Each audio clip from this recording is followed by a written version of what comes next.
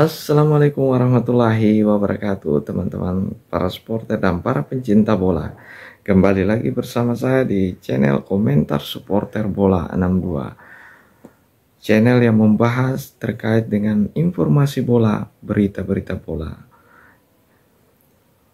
Pada video kali ini kita akan membahas lawan timnas Indonesia, yaitu timnas Uzbekistan, dan peta kekuatan mereka di Piala Asia U23 dan kemampuan pemain mereka yang mempunyai beberapa pemain yang berlaga di Eropa.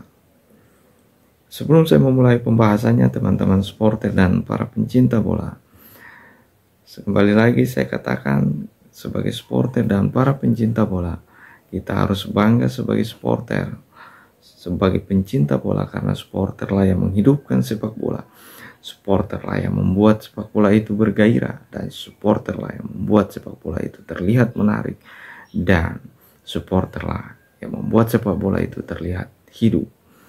Dan supporterlah yang berada di pinggir lapangan, yang memberikan semangat kepada para pemain yang bermain di pinggir lapangan untuk menciptakan semangat yang membara kepada para pemain untuk memenangkan pertandingan.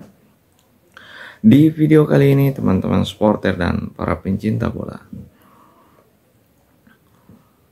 saya memulainya dengan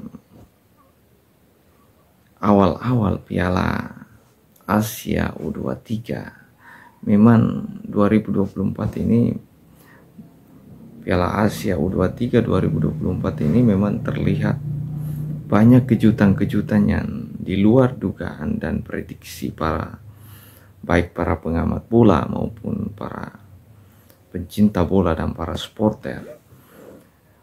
Ya, terjadi kejutan-kejutan hingga masuknya babak semifinal ini. Ya, di mana kejutan itu terjadi? Kalau teman-teman supporter dan para pencinta bola melihat ini, ya tentunya kejutan itu kalau kita lihat itu terjadi dari mulai penyisihan grup. Misalkan di penyisihan grup, ya seperti yang sering saya katakan di video saya sebelumnya, bahwa di grup A yang notabene-nya Indonesia yang tergabung dengan Australia, Qatar maupun Yordania, Indonesia sama sekali tidak diunggulkan di grup ini. Bahkan banyak pengamat di Indonesia mengatakan bahwa kita tergabung dalam grup yang sangat rumit, di mana kita tergabung dengan tuan rumah Australia yang punya langganan Piala Asia, kemudian yang punya kelas pemain dunia, kemudian ada Yordania yang senior mereka lolos ke final Piala Asia. Ini menunjukkan bahwa Indonesia tidak layak untuk lolos sampai di semifinal sebenarnya. Tapi nyatanya buktinya Indonesia mampu menyingkirkan Australia maupun Yordania.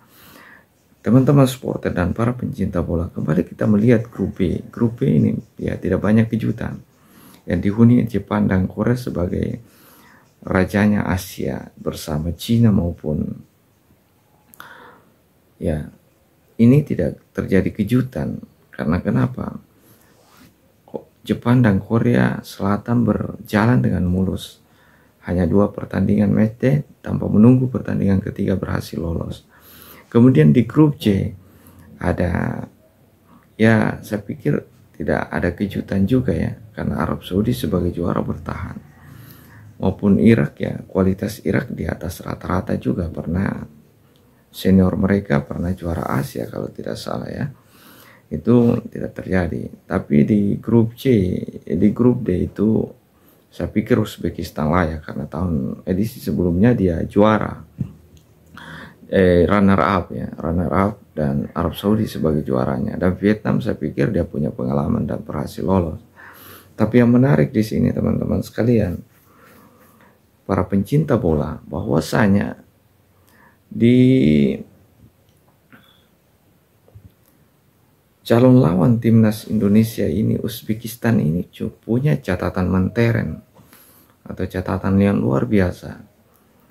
Kalau kita lihat di pagelaran Piala Asia ini, teman supporter dan para pencinta bola, Uzbekistan ini Ya tentunya saya pikir saya sebagai supporter, teman-teman sebagai supporter dan para pencinta bola, saya pikir pengamat juga akan sependapat, pengamat bola akan sependapat dengan kita bahwa Uzbekistan ini selain sebagai runner up di edisi sebelumnya, dia adalah runner up dan Arab Saudi sebagai juara bertahan kali ini, dan dia sebagai runner up. Itu luar biasa catatannya kalau kita lihat, karena dia mampu tahun edisi sebelumnya mampu menjadi runner up. Kemudian kalau kita lihat di penyisihan grup mereka, Uzbekistan menyapu bersih 3 laga yang dimainkan, melawan Kuwait ya kalau tidak, kemudian Vietnam dan Malaysia, dan Uzbekistan berjalan mulus tanpa hambatan. Dan yang menariknya lagi, teman-teman supporter dan para pencinta bola, menariknya lagi, Uzbekistan di babak penyisihan grup 3 partai yang dimainkan tidak sama sekali mengalami kebobolan. Itu yang patut diwaspadai oleh tim nasional Indonesia bersama Sintayong. Dia belum kebobolan sama sekali. Terus dia sudah memasukkan 10 gol selama penyisihan grup, dan ini saya pikir Indonesia harus punya taktik tersendiri untuk mengatasi ini. Karena kenapa? Teman-teman supporter dan para pencinta bola, kemarin kita saksikan, mungkin teman-teman supporter yang nonton videonya atau hasil pertandingannya lewat televisi atau TV dan lain-lain, live streaming atau apa, ya pastinya di luar dugaan ya. Arab Saudi notabene-nya mengalahkan Uzbekistan di edisi sebelumnya di tahun 2022 kalau tidak salah. Mengalahkan Uzbekistan dengan skor yang di ketika itu di final, dan Uzbekistan kalah. Tapi di edisi kali ini berbeda. Dan saya melihat Uzbekistan punya persiapan yang matang untuk meraih gelar juara. Karena kenapa? Di edisi sebelumnya dia dikalahkan Arab Saudi di final. Kemudian di edisi kali ini Uzbekistan, ketika teman-teman supporter dan para pencinta bola menonton live stream atau hasil pertandingannya melawan Arab Saudi, dia kembali bertemu, dan kali ini beda ceritanya. Dia bertemu di 8 besar dan berhasil menggulung Arab Saudi dengan skor yang cukup meyakinkan, 2-0 kalau tidak salah. 2-0 skor ini itu artinya ketika terjadi 2-0 maka Uzbekistan kembali lagi tanpa kebobolan. Ini pertahanan yang sangat luar biasa.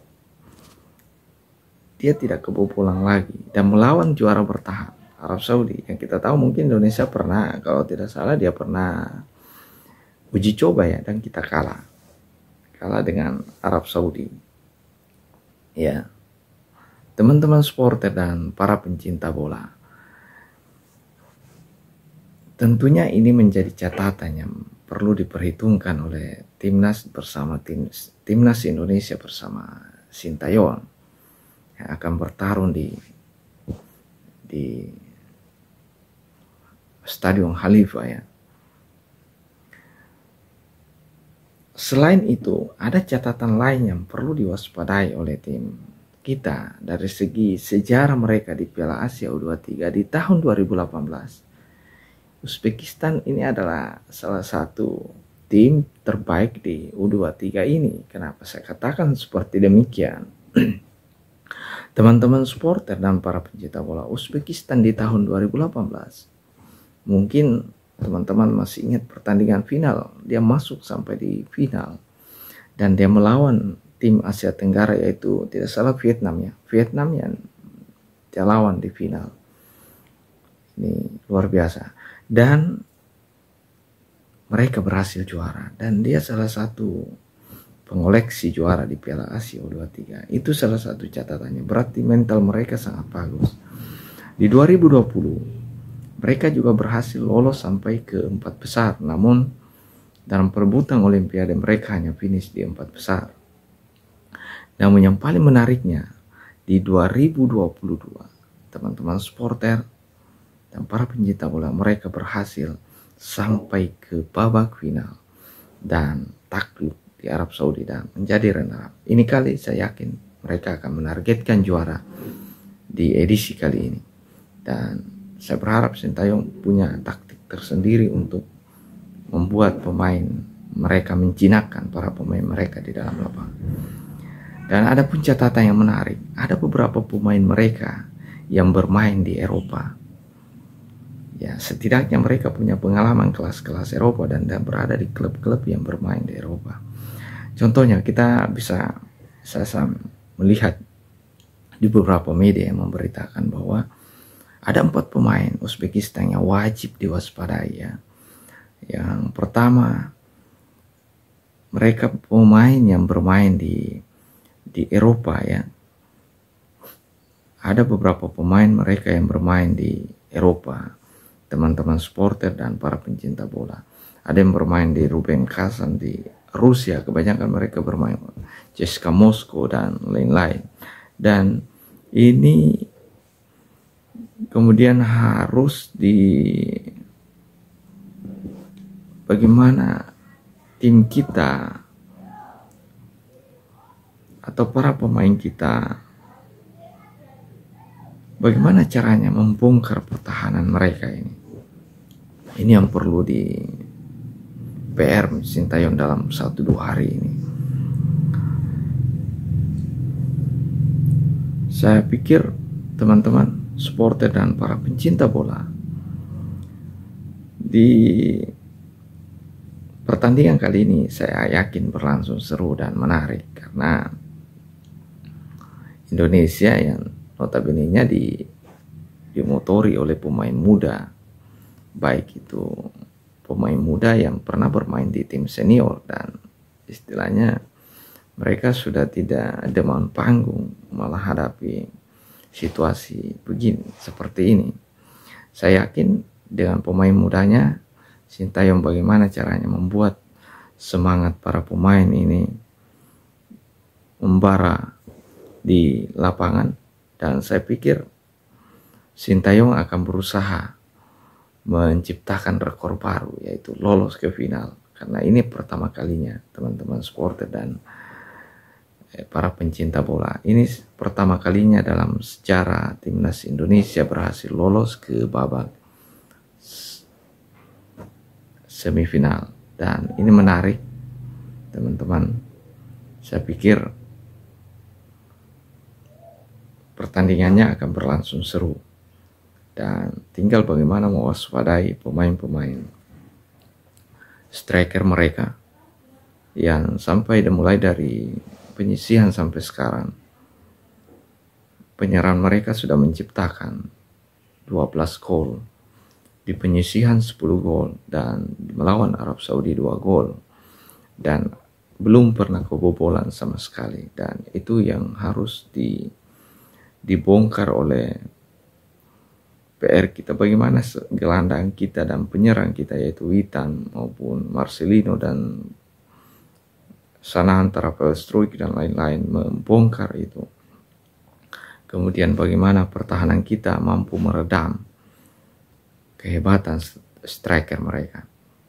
Saya pikir demikian teman-teman supporter dan para pencinta bola.